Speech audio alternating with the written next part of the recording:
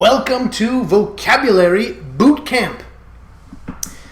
This is the first video in the critical reading section of this course because I find that the vocabulary is paramount, and more importantly, many of my students over the years have been perhaps most anxious about their vocabulary and how to improve it and how to study vocabulary for the SAT. So let's get started. First, why study vocabulary? Well, because it pays off, because it can be done, and because I believe a person is essentially her language and the limits thereof. In other words, studying vocabulary is going to be good for you in the long run. I want to make 2 points. First, studying vocabulary does pay off. Students always lament, why must I study 1,000 words if I'm only going to see 5 of them on the exam? The answer is because you're going to see 5 of them on the exam. And if 5 more sentence completions are correct, that could be as much as 50 or more points added to your critical reading score. So a diligent and committed study of vocabulary will definitely improve your score. I understand that the margin is small. You may study 200, 300, 500 words and only see a small fraction, 1% of those words show up on the exam.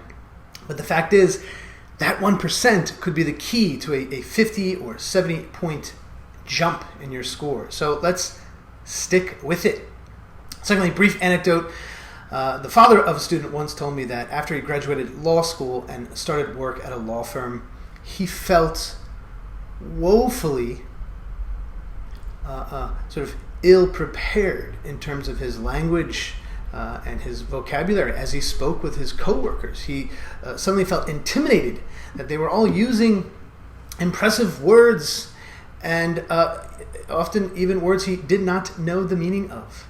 So this guy made a study of the dictionary, not a method I'm going to recommend today. He studied the dictionary day in and day out for 1 year, and it helped immensely. He found himself speaking more eloquently, expressing himself more precisely, and ultimately he was more comfortable at work amongst all these brilliant lawyers who spoke so intelligently. So it pays off, right, statistically for your score, and it can be done. Anyone can study vocabulary. So the first tip is read. Read, read. Establish a regular reading practice. 30 minutes a day is a good minimum. Find something that interests you, that's crucial. And if reading is not, in fact, your favorite thing, set a timer and stick to it. The fact is, the single best way to prepare for the critical reading SAT is reading. You want to engage regularly with the written word, with a text. You want to be training your mind to comprehend, to read critically, in short, to read. So I can't stress this enough. Pick up that summer reading that you have let wait until August. Pick up that book for English class you haven't quite finished. Pick up outside reading. Read magazines. I saw the doorman yesterday reading a big, thick book. I looked at the title. It was about gangs in the Bronx. I thought, how interesting. Find something that interests you, whether it's literature, gangs, fishing, whatever it is. Find something that clicks for you and just read regularly. Set a timer if you must in order to maintain this discipline. Okay, and as you read, annotate your reading. So write down unknown words that you encounter throughout the book on the back cover of the book. Include the page number for context. Look up the definitions once a week. So, to give you an example, I'm currently reading Edith Wharton's The Age of Innocence. Let's say you're reading this book and you come to page 186 and you find this sentence. Miss Blanker took this with a cheerful incredulity. And you say to yourself, what exactly is incredulity? Well, underline the word, or I like to put these brackets around the word, turn to the back page, grab your pen, and write it down. 186, the page number, and then the word, incredulity, right? Make a regular habit of discovering new words in your everyday reading. I assure you, this is the single best way to learn new words. I have been doing this myself for over a decade, and it helps me continually build my vocabulary. You see, the key is to learn words in context, to learn words sort of embedded in your everyday life. In this way, they will have more meaning for you. You'll remember them. You know, at this moment in the story, Miss Blanker has this look of incredulity, which essentially means kind of a disbelieving look. You could look at the root there, cred, which is Latin for like faith or belief, and the in front, the prefix, so it means a sort of unbelieving or disbelieving. It can also kind of mean gullible, but not necessarily in this context. So she has a look of incredulity.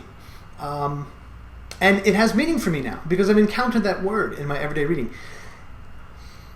On that note, the more vivid you can sort of make your associations or your definitions with new words that you're learning, the better. And we'll talk about that in the next method. But in the meantime, annotate your reading. Keep a regular list on that back page and look them up every so often.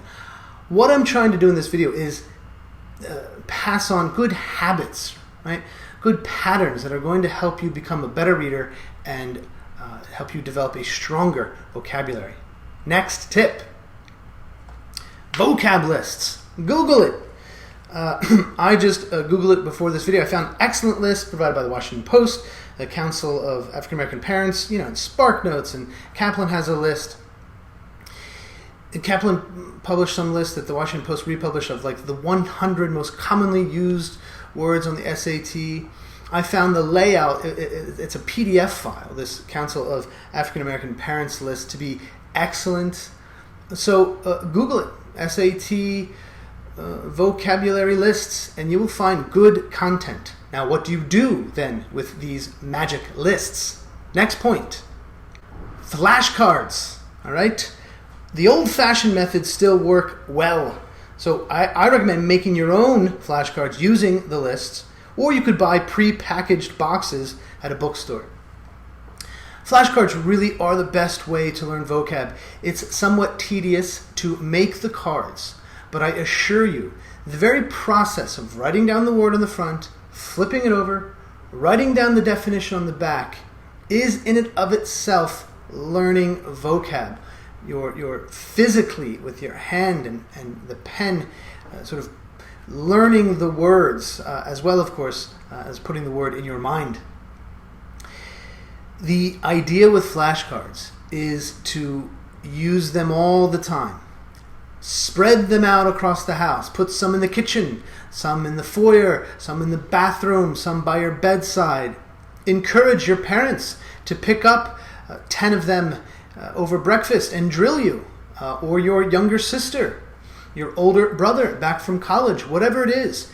Get your friends involved in the process of drilling each other in the back of the bus, or just waiting in line for pizza, or whatever.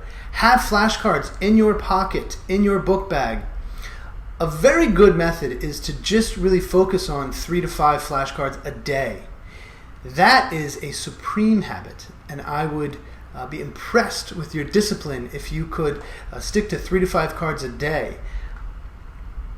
It works. Okay, so make flashcards, buy flashcards, use flashcards. Next, smartphone apps. We live in the age of technology. Why not take advantage of the technology? There are all kinds of them. Experiment with them. download an app, just search SAT vocab, and see how the interface works for you. What we're trying to do here in this video is present you with a multitude of ways to incorporate vocabulary study in a very real way in your everyday life, right? So actual reading, annotating your reading, spreading flashcards out across the house, using a smartphone app. If you're into your iPhone, you like your phone, you always have your phone out, well, there are going to be some dead times where you can pull it out and drill 20 words. It works. So experiment. Find what works for you. That is the key. I, sitting here in Brooklyn, cannot exactly give you the perfect program that works for your particular personality. What I'm encouraging you to do is take these ideas, experiment with them, try flashcards one day, print out a list off the internet another day, really annotate your reading and write words in the back of your novel on another day. See what works, but stay at it. Improve your vocab. Okay, let's look at the next tip. I have discussed annotating your reading, but you also want to annotate your actual SAT homework. In other words, look up any and all words you don't know after you've completed a critical reading section in the Big Blue Book. Here's what I mean. Let's say you've just finished this page of lovely sentence completions in the Big Blue College Board book, and you notice after you've graded it, and actually as you're taking it, that there were a number of words on this page you did not know. Let's take a look at an example question. The judge's published opinions, though sophisticated and subtle, were undeniably blank. They left no doubt of her intentions. So we're looking here for something that means no doubt, right? Without a doubt. You might know the word unequivocal. Well, to equivocate means to be on two sides of something. So to be unequivocal means to be absolute, to be decided. And that is, in fact, the answer. But take a quick scan at those other words. Effusive, incorrigible, tenuous, ineffable. Maybe, in fact, you don't know any of these words. Well, the idea is you go back after having done your homework and you circle them and you look them up and you keep a notebook with all of these words listed so that you learn a word like incorrigible, someone who's stubborn and sort of can't be disciplined or convinced of one thing or another. You learn these words like ineffable, something that is cannot be spoken of. God's love is ineffable, or something like that, right? I'm trying to give you methods of studying the SAT that are essentially above and beyond just constant test practice, which is crucial, as we have already discussed. Obviously, you're going to do that. But here's a way you can go back into a section you've already taken, and you can look at those sentence completions, and you can circle all the words you didn't know, and then look up those definitions. And then look back and see how those words were sort of at work in that particular sentence completion question. All right? Because ultimately we want to know how the vocab works on the sentence completions. And we're going to talk more about that in just a moment. And in fact, the entire next video is about that. But I encourage you heartily to annotate your homework, to go back and circle words you did not know and look them up. Essentially, I'm presenting a vocab 24/7 program. I'm talking about leaving flashcards, lying around the house, doing 3 to 5 cards each night, asking parents and friends, as I mentioned earlier, to help you. And then, of course, it's always fun to use your newly discovered vocab in everyday conversation. That, of course, will help it stick. So, I want to make just a few more points before we close. First, be vivid. When you're trying to remember a word, come up with a vivid example, right? So for incorrigible, think of a bull and a bullfighter trying to bring that bull down to the ground, but the bull is incorrigible. Come up with vivid examples. Incredulous, the word we learned earlier, which means sort of disbelieving. Think, he had such a sad and incredulous look on his face as his girlfriend broke up with him. right? So we see this poor guy kind of sad and disbelieving. Can't quite believe what he's hearing. Being vivid is very important when it comes to remembering anything, and particularly remembering vocab. So be vivid, be even outrageous in your examples, and I assure you that will help. Second, just to reiterate, I've presented a whole host of ways that you can study vocab and improve your vocab power. I really heartily encourage you to find what works for you through experimentation. But in the end, the most important thing is commitment, that you stick with it and that you continue to improve your vocab. Okay. Lastly, vocab power. There's nothing quite like searching for and actually finding the right word. I mean, just the right word. And obviously, the sentence completions will be much easier if you successfully build your vocab. But on the exam, the real key is making smart guesses when you do not, in fact, know all the words. So, that is a crucial point. While I encourage you to study vocab, to amass your vocab, to build your vocab power and confidence, I also want to stress that the critical reading section and the sentence completions in particular can be sort of outwitted. And we're going to look at 8 powerful methods for doing so in the next video. The next video outlines how to get the questions right when in fact you don't know all of the words in the sentence. And let's be honest, that's going to happen to even the best of us. There will be words on the exam that you don't know, that you're not 100% certain about. And so the next video is really the crucial one, where I want to give you some strategies for sort of analyzing the critical reading sentence completion questions so that you can get the questions right, even if you don't know the words. I'll see you in the next lesson.